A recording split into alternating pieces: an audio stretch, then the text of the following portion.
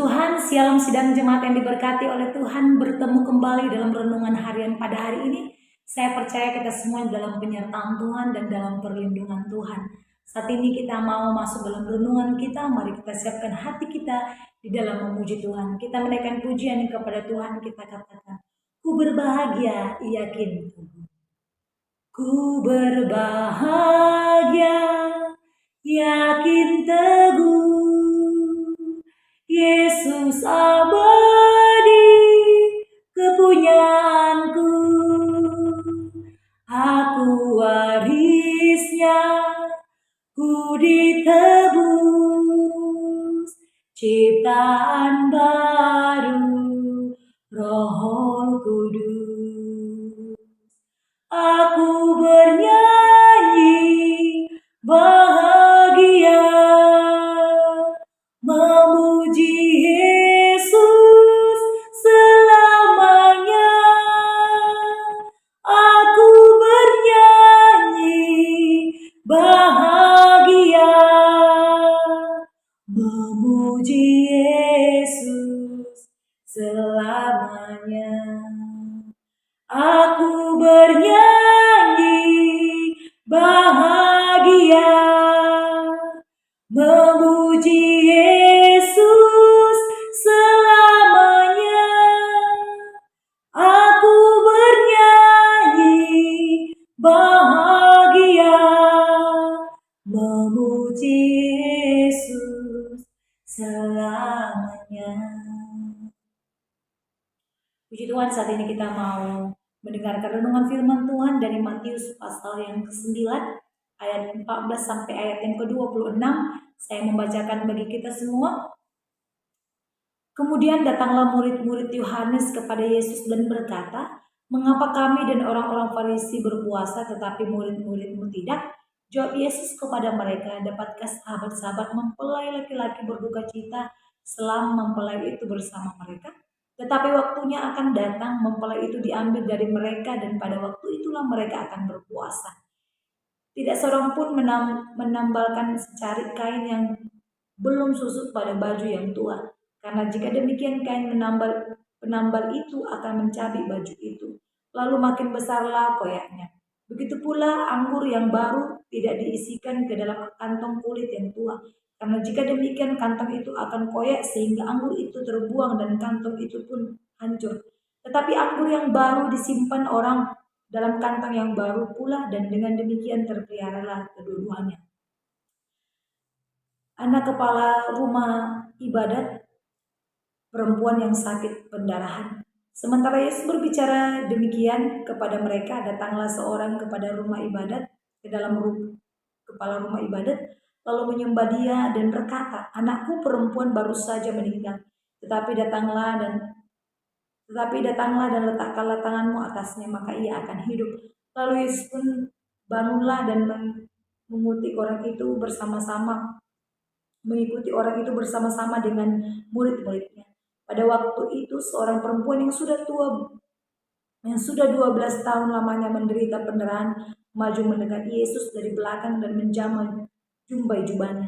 Karena katanya dalam hatinya, "Asal kujamah saja jubahnya, aku akan sembuh." Tetapi Yesus berpaling dan memandang dia serta berkata, "Teguhkanlah hatimu, hai anakku, imanmu telah menyelamatkan engkau." Maka sejak saat itu sembuhlah perempuan itu.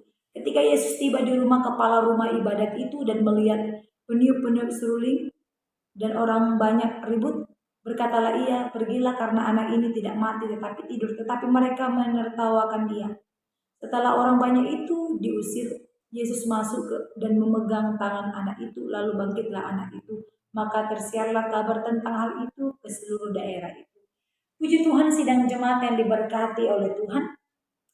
Saat ini saya mau membagikan tema bagi kita semua, yaitu tindakan iman. Saat ini kita mau belajar firman Tuhan, merenungkan firman Tuhan dengan tema tindakan iman.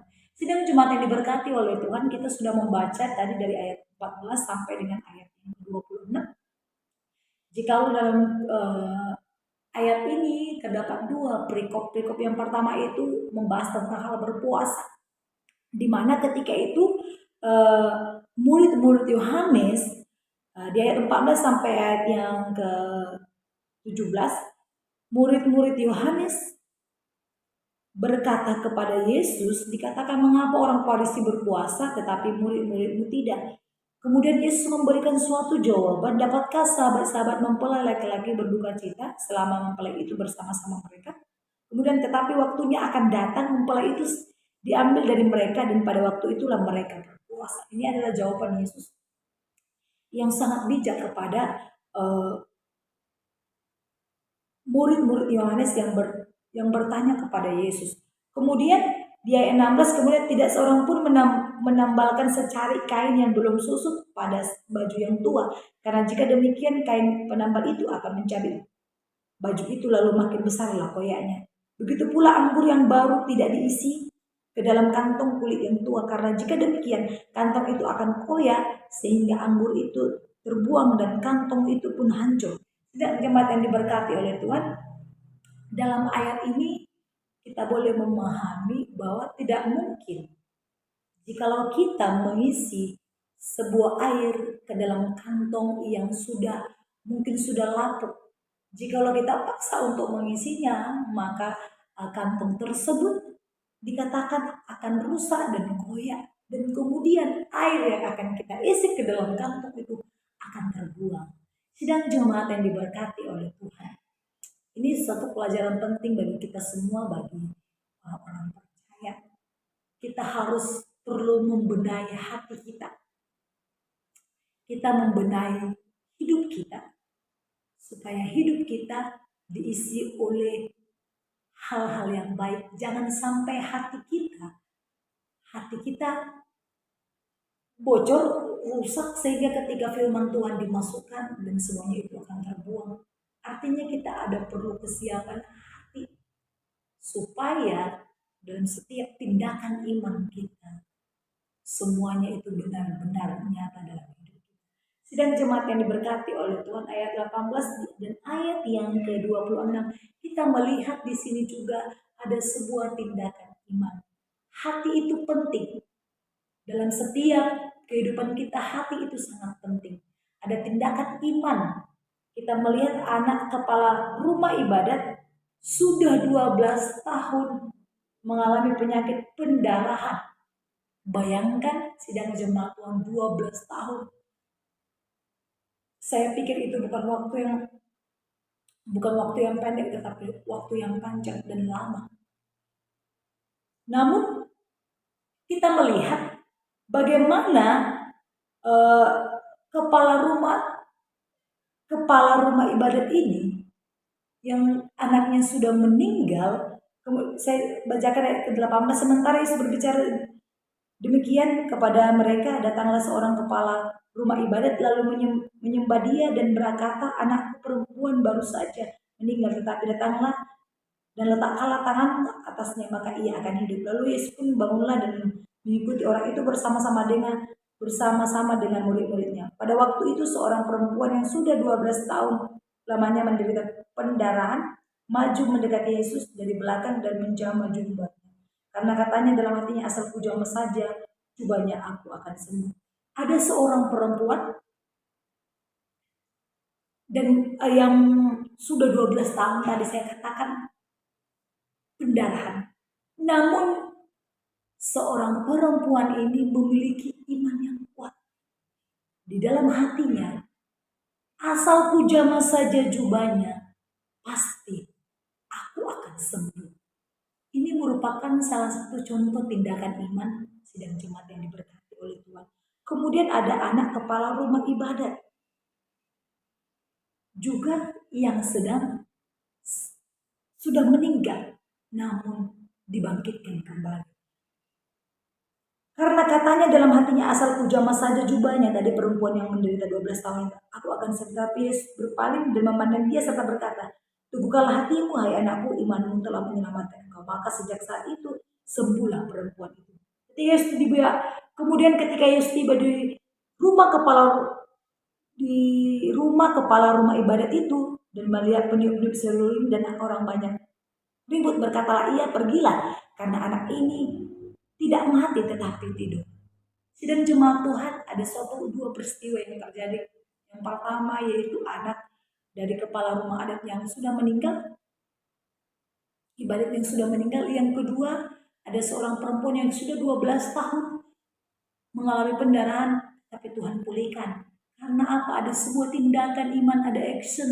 Mereka tidak hanya berkata-kata, tetapi ada tindakan mereka dalam kehidupan mereka. Mereka percaya dan benar-benar melakukannya.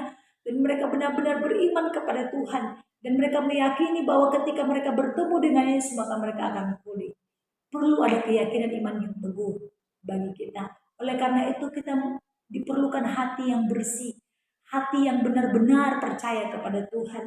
Bukan hati yang kotor. Bukan hati yang hancur. Bukan hati yang busuk. Tapi hati yang benar-benar. Kalau kita memiliki hati yang kuat, hati yang teguh, yang benar-benar percaya kepada Tuhan, maka kita akan merasakan kasih yang daripada Tuhan sepanjang hari dalam kehidupan kita. Sepanjang hidup kita akan menikmati kasih karunia Tuhan. Puji Tuhan, sidang jemaat yang berkati Tuhan, saya percaya kita akan melakukan tindakan iman kita. Kita tunjukkan tindakan iman kita dalam kehidupan kita sehingga kita merasakan mujizat yang daripada Tuhan. Puji Tuhan, demikian firman Tuhan. Mari kita berdoa. Terima kasih Bapak, kami sudah selesai mendengar firman Tuhan. Terkait firman-Mu dalam hati kami dan ajar kami Tuhan untuk boleh melakukannya dalam kehidupan kami. Terima kasih Bapak, dalam nama Yesus kami sudah berdoa. Haleluya. Amin. Shalom, Tuhan Yesus memberkati.